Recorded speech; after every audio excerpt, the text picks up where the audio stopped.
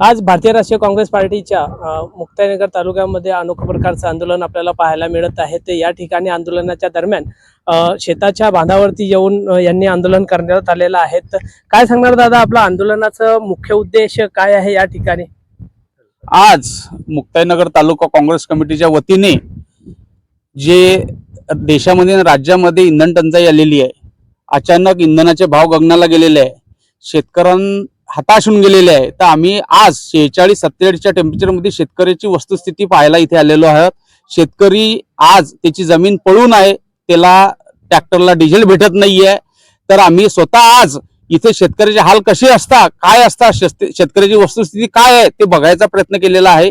आज इथे येऊन आम्ही स्वतः नागराला झोपून शेतकरी काय करू शकतो, शेतकऱ्याची दैनंदिन परिस्थिती काय आहे, आज त्याची आम्ही इथे येऊन प्रत्यक्ष पाहणी केलेली आहे। म्हणून आम्ही राज्य सरकार व केंद्र सरकारचा तीव्र निषेध करतोय। त्वरित हे इंधन दरवाढ कमी झाली नाही किंवा सुरळीत नाही झाली तर आम्ही यापेक्षाही मोठं तीव्र आंदोलन करणार आहोत। एकाकडे आपण या संदर्भामध्ये बरेचसे आंदोलनही केलेले आहेत आणि निवेदन देखील दिलेले आहेत, तरी आपण या ठिकाणी काय सांगणार दादा की काय आपल्या या ठिकाणी आंदोलनाच्या माध्यमातून सरकारला काय मागणी असणार? मागील 15 दिवसापासून किंवा 20 दिवसापासून महाराष्ट्रामध्ये असेल किंवा देशामध्ये असेल डिझेल आणि पेट्रोलची टंचाई भरपूर प्रमाणात झालेली आहे।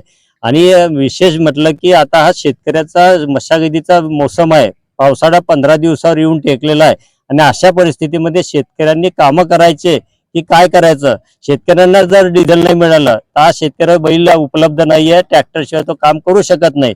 असं जर असताना जर ट्रॅक्टरला डिझेल मिळालं नाही, त्याची पूर्ण शेती पडीत राहणार आहे आणि त्याच्या येणाऱ्या हंगामावर परिणाम होत असल्याने परत शेतकरी हा कर्जबाजारी होणार आहे, रसातळाला जाणार आहे आणि आत्महत्येकडे त्याची प्रवृत्ती वाढणार आहे। त्याच्यासाठी आम्ही आज काँग्रेसच्या वतीनं केंद्र सरकारचा आणि राज्य सरकार महाराष्ट्र राज्याच्या सरकारचा निषेध करण्यासाठी आज मुक्ताईनगर तालुका काँग्रेस कमिटी शेतकऱ्याच्या बांधावर आलेली आहे। आम्ही स्वतः शेतकरी आहोत, आम्ही स्वतः आम्हाला माहिती आहे की कशा प्रकारचं इथे शेतीमध्ये राबावं लागते, मशागत करावं लागते।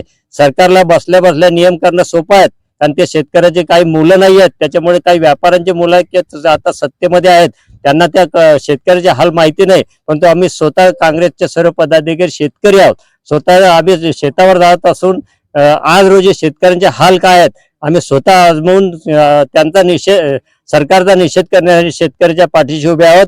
आणि आज आम्ही महाराष्ट्रामध्ये स्वतः आम्ही पदाधिकारी कार्यकर्ते बैल होऊन नांगरटी वखरटी करून एक सरकारचा निषेध करण्यासाठी इथे जमा झालेलो आहेत। यांनी देखील असं म्हटलेलं आहे गिरीश महाजनांनी की शेतकरी या ठिकाणी काही प्रमाणामध्ये डिझेलचा अतिरिक्त साठा करत आहेत, त्यावरती काय सांगा? गिरीश भाऊ महाजन जे आहेत ते मंत्री आहेत आणि गिरीश भाऊ सुद्धा ग्रामीण भागातून येतात। ग्रामीण भागामध्ये त्यांना माहिती आहे की शेतकऱ्याची काय परिस्थिती आहे, कोणत्या शेतकऱ्याचा एवढा वाढीव डिझेलचे भाव आहे, पेट्रोलचे भाव आहे, कोणत्या शेतकऱ्याचा एवढा पैसा आहे की तो स्टोरेज करू शकेल।